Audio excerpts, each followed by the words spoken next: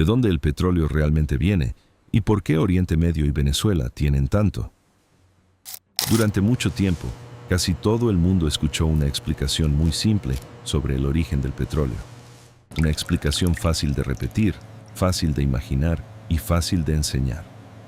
La historia decía más o menos lo siguiente. El petróleo vino de los dinosaurios, grandes animales del pasado, sepultados durante millones de años, presionados por las capas de la Tierra, transformados lentamente en el combustible que hoy mueve coches, aviones, barcos, fábricas y economías enteras.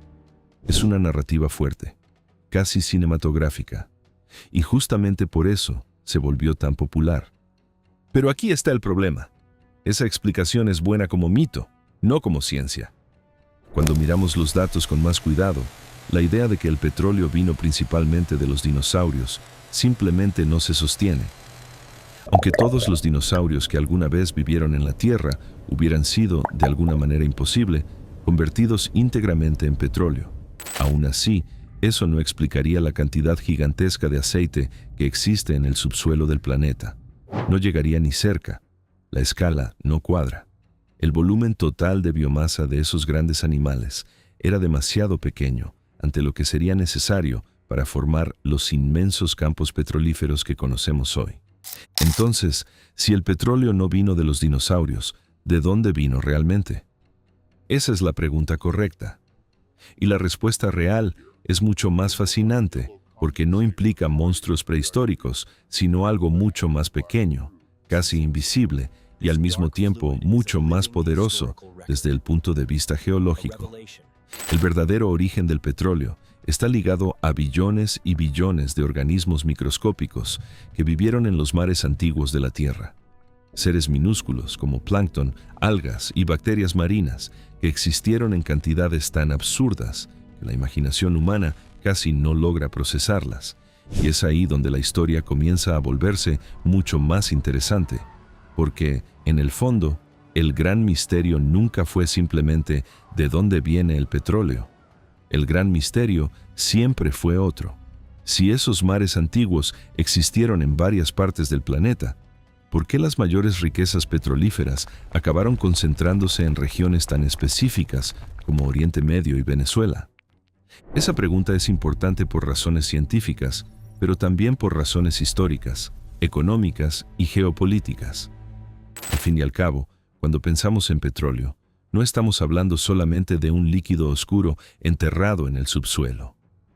Estamos hablando de poder, de riqueza, de guerras, de alianzas internacionales, de soberanía energética, de desarrollo industrial, de influencia global.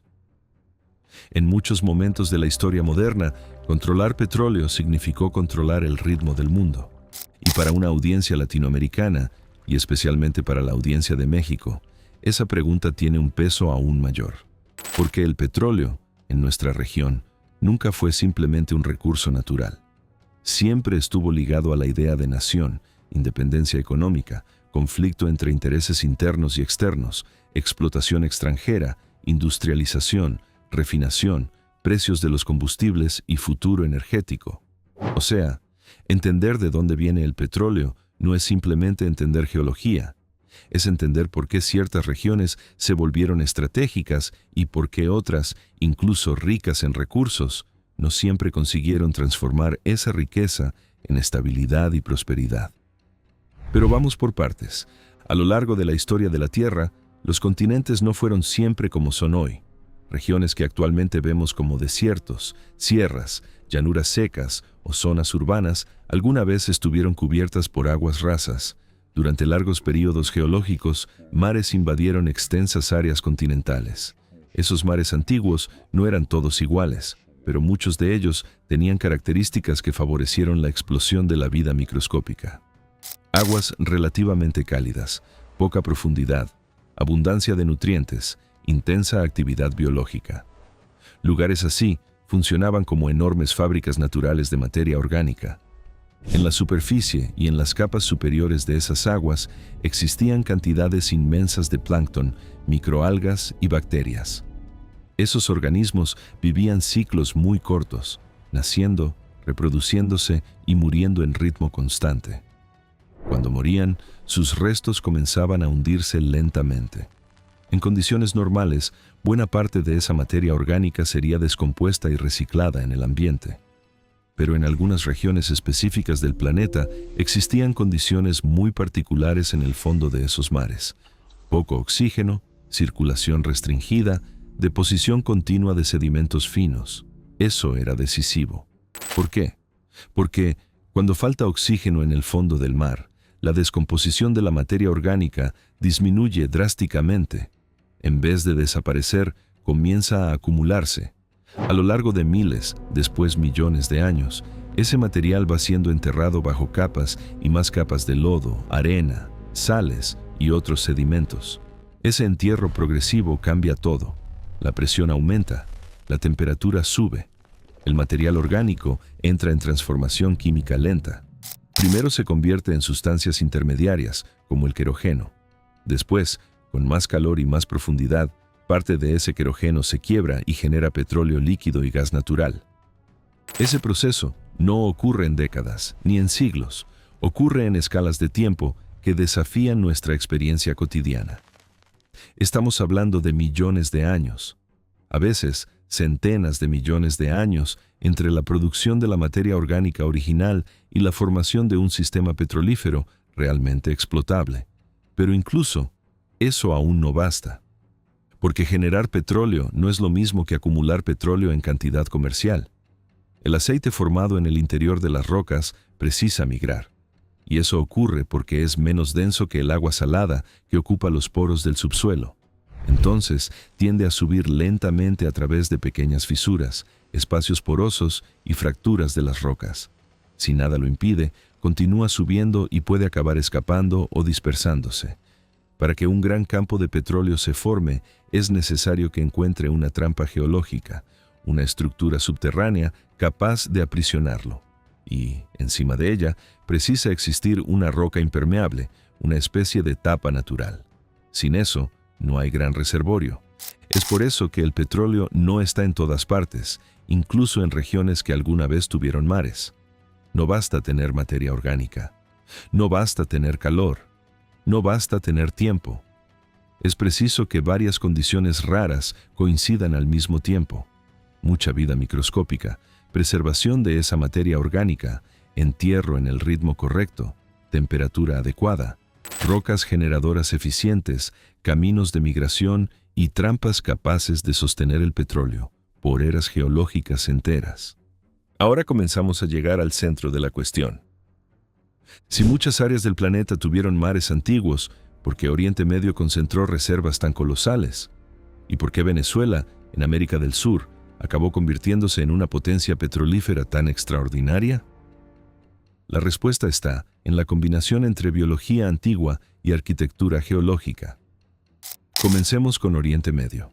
Hoy, cuando pensamos en Arabia Saudita, Irak, Irán, Kuwait, Emiratos Árabes Unidos y Qatar, pensamos inmediatamente en petróleo. Pero, hace centenas de millones de años, esa región era completamente diferente. Buena parte de ella estaba cubierta por mares rasos y cálidos ligados al antiguo océano de Tetis. Esos ambientes eran altamente favorables para la producción de vida microscópica. Al mismo tiempo, en diversos momentos geológicos, se formaron cuencas sedimentarias extensas, relativamente estables y con condiciones adecuadas para preservar materia orgánica en el fondo marino. Esas cuencas recibieron, por millones de años, grandes volúmenes de sedimentos. La materia orgánica acumulada quedó enterrada y calentada en el intervalo ideal para generar hidrocarburos. Después, la propia evolución tectónica de la región ayudó a crear inmensas trampas estructurales, muchas veces cubiertas por rocas sellantes de excelente calidad, como capas de sal y sedimentos muy compactos. En otras palabras, en aquella parte del mundo, la naturaleza no hizo solamente una parte del trabajo, hizo prácticamente todo de la manera más eficiente posible para crear sistemas petrolíferos gigantes. Eso ayuda a explicar por qué tantos campos supergigantes aparecen justamente allí. Ghawar, en Arabia Saudita, es el caso clásico. No estamos hablando solamente de mucho petróleo. Estamos hablando de algunos de los mayores acúmulos de petróleo convencional ya descubiertos en la historia humana. Es casi como si la geología de aquella región hubiera reunido, de forma excepcional, todas las condiciones que en otros lugares aparecen separadas o incompletas. Ahora, miremos a Venezuela. La historia geológica es diferente, pero igualmente impresionante. El norte de América del Sur también desarrolló, a lo largo del tiempo, cuencas sedimentarias muy favorables asociadas a ambientes marinos y deltaicos. La faja del Orinoco se volvió una de las mayores acumulaciones de petróleo del planeta. Pero existe aquí un matiz importante. Gran parte de ese petróleo es muy pesado, muy viscoso y más difícil de procesar. Y eso nos lleva a otro punto fundamental, especialmente relevante para países como México, que conviven con la realidad de la producción, de la refinación y de la política energética. No todo petróleo es igual.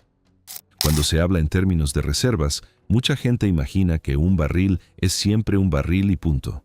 Pero desde el punto de vista técnico y económico, eso está lejos de ser verdad. Existen petróleos ligeros, medios, pesados, extrapesados, con bajo contenido de azufre, con alto contenido de azufre, más fáciles de extraer, más difíciles de transportar, más simples de refinar, más caros de transformar en gasolina, diésel y queroseno de aviación. En el caso de Oriente Medio, gran parte del petróleo convencional es relativamente ligero o medio, con características que favorecen la producción y la refinación. Ya en el caso de la faja del Orinoco, predomina un petróleo mucho más pesado.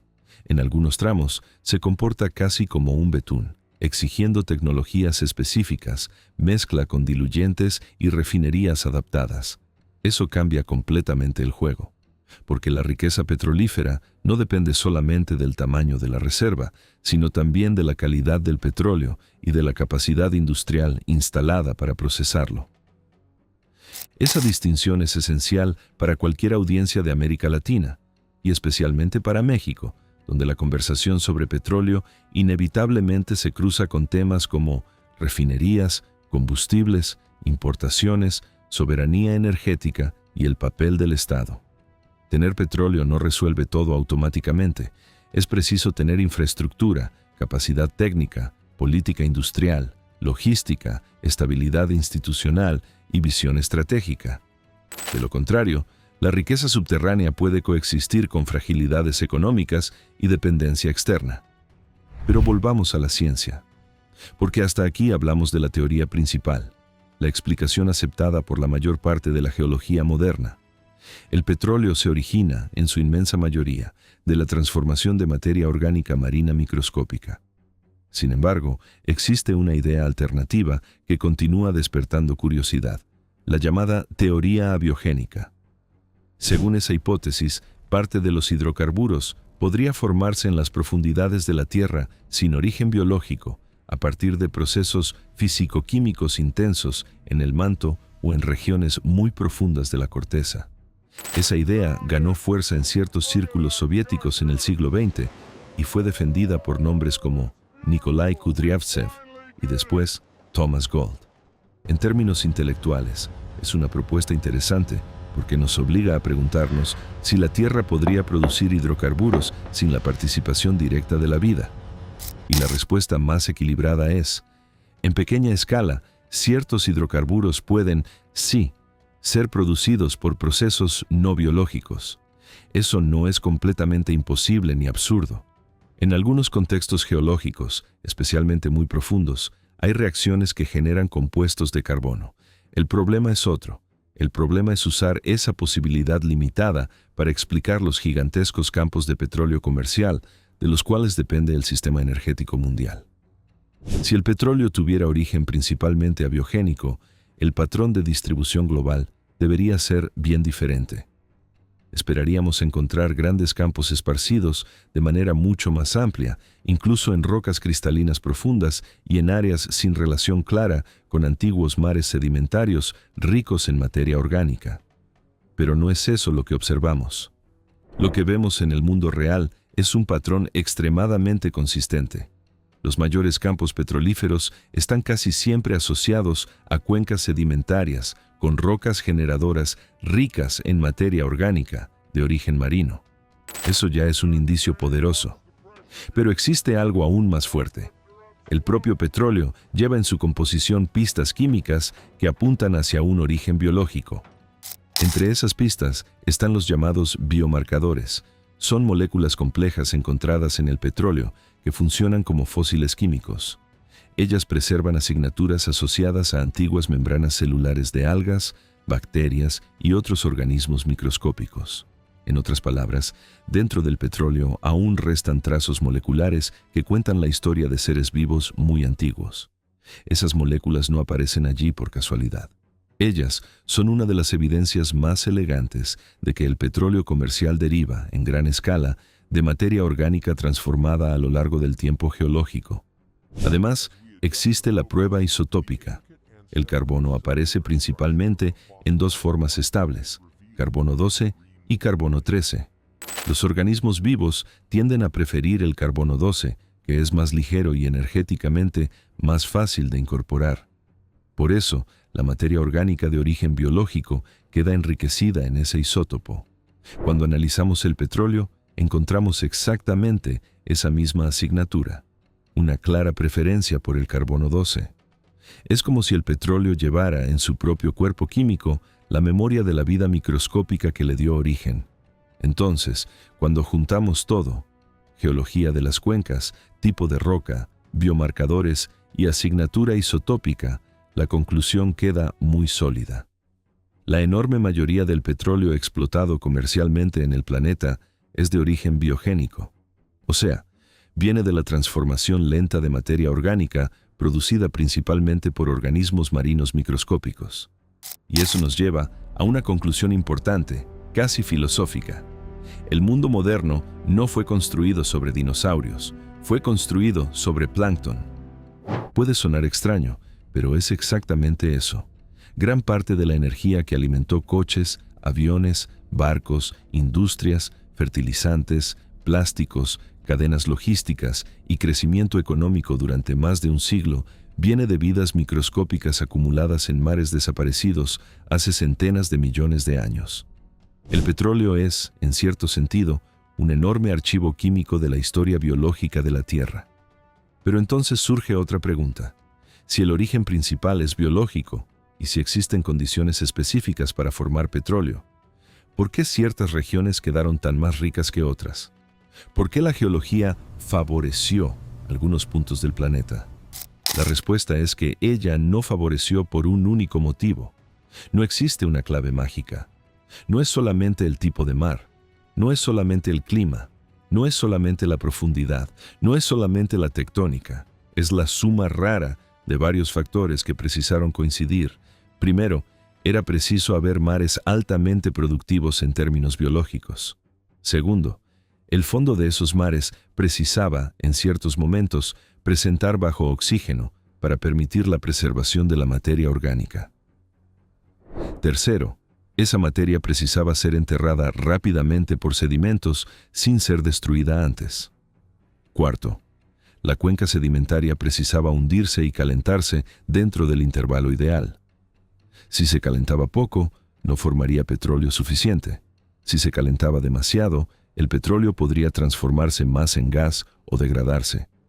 Quinto, era necesario que existieran rocas reservorio porosas y permeables, capaces de recibir el aceite migrante. Sexto, era indispensable la presencia de rocas sellantes. Y, por fin, la estructura geológica precisaba permanecer estable lo suficiente para mantener el petróleo atrapado durante millones de años. En muchos lugares de la Tierra, una o dos de esas condiciones existieron. En pocos lugares, casi todas ellas coexistieron de forma extraordinaria. Es por eso que algunas regiones se volvieron provincias petrolíferas de escala mundial, mientras otras quedaron con sistemas menores, incompletos o económicamente menos relevantes. En el caso de Oriente Medio, esa combinación alcanzó un nivel excepcional. En el caso de Venezuela, también hubo una combinación poderosa, aunque con características propias, especialmente relacionadas al tipo de aceite y a su evolución posterior. Y ese contraste es muy valioso para una audiencia mexicana o latinoamericana, porque muestra que la geología da oportunidades diferentes a cada país, y que el aprovechamiento de esas oportunidades depende de decisiones políticas, tecnológicas y económicas. Aliás, aquí existe un punto que conecta ciencia y realidad social de manera muy fuerte. El petróleo no es solamente una sustancia geológica, él es también un factor de destino histórico. Países con grandes reservas pudieron financiar estados, construir infraestructura, influenciar mercados y ganar importancia estratégica. Al mismo tiempo, muchos de ellos también enfrentaron dependencia excesiva, corrupción, desigualdad, disputas internacionales y economías vulnerables a la oscilación de precios. O sea, el petróleo puede ser bendición y trampa al mismo tiempo. Esa ambigüedad es especialmente familiar en América Latina. Nuestros países conocen bien la promesa de la riqueza energética y también los límites de esa promesa. Por eso, entender el petróleo de forma más profunda ayuda a escapar de explicaciones simplistas. No basta decir que un país es rico porque tiene petróleo. Es preciso preguntar qué tipo de petróleo, en qué cantidad, en qué profundidad, con cuál costo de extracción, con cuál infraestructura de transporte, con cuáles refinerías, bajo cuál régimen político, con cuál capacidad de transformar esa riqueza en desarrollo duradero. Y México entra perfectamente en esa conversación, porque su historia energética es una de las más emblemáticas del continente. Incluso sin tener las reservas gigantescas de Oriente Medio o de la faja del Orinoco, México ocupó y continúa ocupando un lugar central en la política energética latinoamericana. La discusión mexicana sobre petróleo siempre fue más amplia que producción. Siempre implicó identidad nacional, papel del Estado, soberanía, modernización, refinación y relación con los Estados Unidos. Por eso, un guión como este conversa directamente con inquietudes muy presentes en el imaginario mexicano. ¿Quién controla la energía? ¿Quién refina? ¿Quién lucra? ¿Quién depende de quién? Eso es importante porque, para la audiencia de México, la pregunta ¿de dónde viene el petróleo? No es solamente científica. Ella naturalmente se desdobla en otras. ¿Quién lo produce? ¿Quién lo procesa? ¿Quién lo vende? ¿Quién lo compra? ¿Quién controla los precios y quién paga la cuenta? Y es justamente allí donde la geología encuentra la geopolítica. Porque la concentración de las mayores reservas en regiones como el Golfo Pérsico nunca fue un detalle neutro. Ella moldeó la política internacional del siglo XX y continúa influyendo el siglo XXI.